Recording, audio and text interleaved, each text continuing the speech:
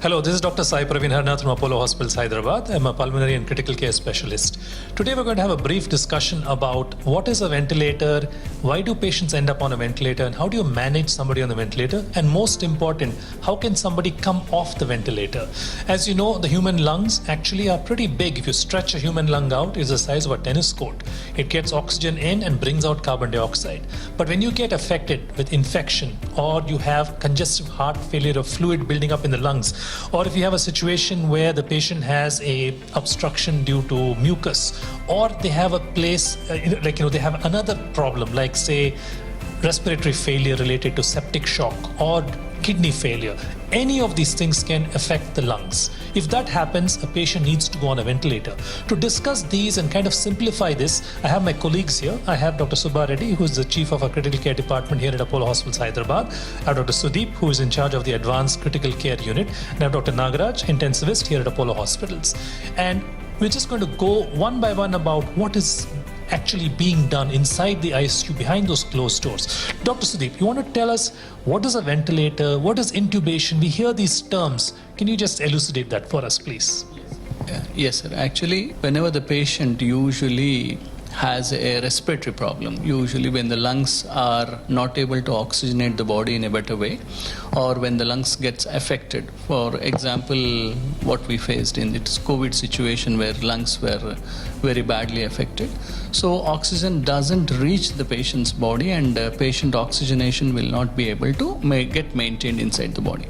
So at that time, we try to give oxygen initially through the mask and then go other with a pressurized way in a high flow oxygen. And then if still the patient is not able to maintain the oxygen in the body, then we go ahead with a machine called as ventilator. But before connecting the ventilator to the body, we need to put a endotracheal tube. It's a tube which is put through the mouth into the trachea, that is called as windpipe. So that once it is put, after that the tube is then connected to the ventilator. Then the total oxygenation of the body is being controlled now by the ventilator. The ventilator tries to push in the volume of air as well as the oxygen percentage. We can change in that. And then the oxygen reaches inside the body. The carbon dioxide usually gets blown out through the ventilator. So this is the process how the patient gets intubated through a tube and then gets ventilated through a machine called as ventilator. Thank you, Dr. Sudeep. So essentially you're saying a ventilator is an air pump which you control the settings, how much air is going in, how much oxygen, and it takes a lot of intelligence as well as close monitoring to see if things are being done right. And to explain about what the real monitoring is, Dr. Subba Reddy, you want to share with us, please? Yeah. Thanks, Dr. Sai. So when you're flying, pilot will be getting lot of information about the flight, lot of details, and then he'll be monitoring about monitoring all these details. So when you keep the patient on ventilator, that means the patient is very critical. We need to monitor him very closely. The first, we need to monitor his lung function, whether the oxygenation is maintaining or not, whether the carbon dioxide levels are coming down, whether you are controlling the carbon dioxide levels or not. And when the patient is on ventilator, it is very stressful and the heart rate may go up, and then it adds more stress on the heart. We need to monitor the heart, and then we need to monitor the patient's sugars because sugars may go up. So we have to monitor sugars, and the patient will not be moving much when the patient is on ventilator. So the risk of DVT and pulmonary embolism, the clot formation in the legs and going these clots into the lungs and causing dangerous complications like pulmonary embolism, that is very, very important for us to monitor. And then sometimes you have to monitor simple things. When the patient is not moving, you have to look at the skin integrity of the patient, whether like we have to turn daily and then see the back of the patient and see is there any pressure sore, that we need to monitor. And then we need to monitor the sedation levels. If too less sedation, then the patient may be aggressive and patient will start pulling out the tubes, and then we cannot give deep sedation also. And daily we have to monitor whether we can remove ventilator today or not. So these things are very important when the patient is on ventilator for us to monitor. Thank you. Thank you, Dr. Subbareddy. That's very clear. So clearly, when you're in critical care units, it's not just one thing you're looking at. You're looking at the whole picture. You're looking at the patient as a whole person. In fact, talk to family, update them every day on what is happening. And a lot of stress is there because when somebody goes on a ventilator, people immediately get worried. So sometimes we have to realize that being on a ventilator is better than not being on a ventilator, because you're then protecting the patient from more damage, because your own secretions can block the air passages. You can have difficulty in breathing where the patient can't breathe all of a sudden, especially if they don't have a tube that is supporting them. So the ventilators do have a role to play in protecting the patient. And when you're on the ventilator, you also have to see something called as lung compliance. It's a term especially in the COVID crisis, when a lot of patients had what is called ARDS, people are looking to see how stiff the lungs are, and just the lungs become hard. Usually they're very soft. When they become hard, it's very difficult to get the oxygen, and sometimes even a ventilator is not enough, and you have to end up in an advanced unit like Dr. Sudeep's, and you need something called ECMO. So I'm going to move real quick to this very important topic where people are always asking, when can I come off the ventilator? When can you take the tube out?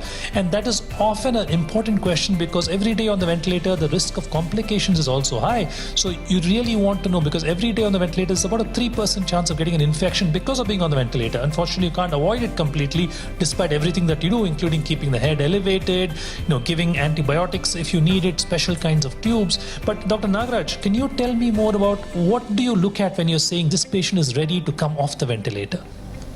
Thank you, Dr. Sai. This is a very actually important question, and the patient attendants also have a lot of doubts about when the ventilator can be removed.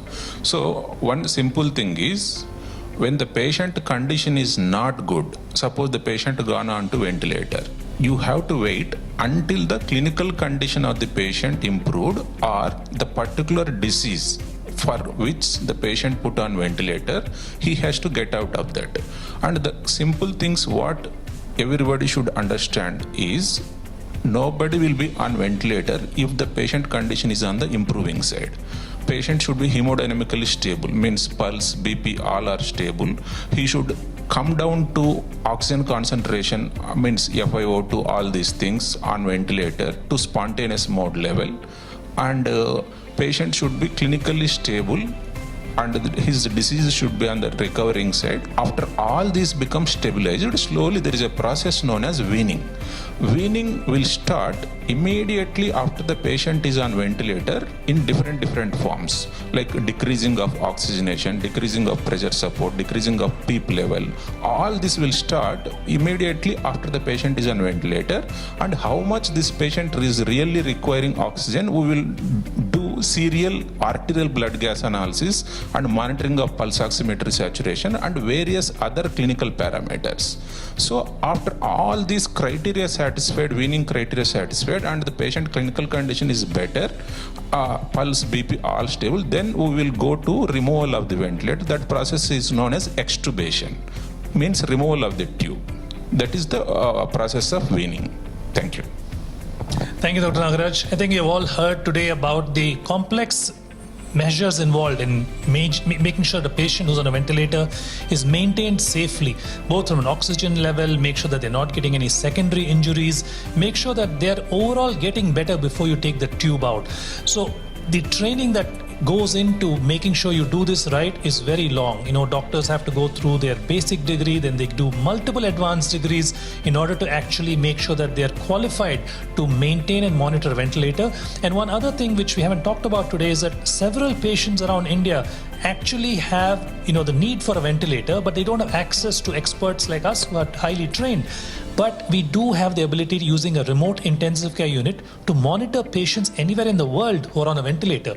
And we can, with the help of the camera, the help of a nurse or a junior doctor at the other end, make sure that we are monitoring all the ventilator parameters and guide doctors and nurses and patients at the other end on how to remove them from a ventilator. So I'm just going to ask any parting words from Dr. Sudeep. Only thing is, ventilator actually is something where people have a different type of notion.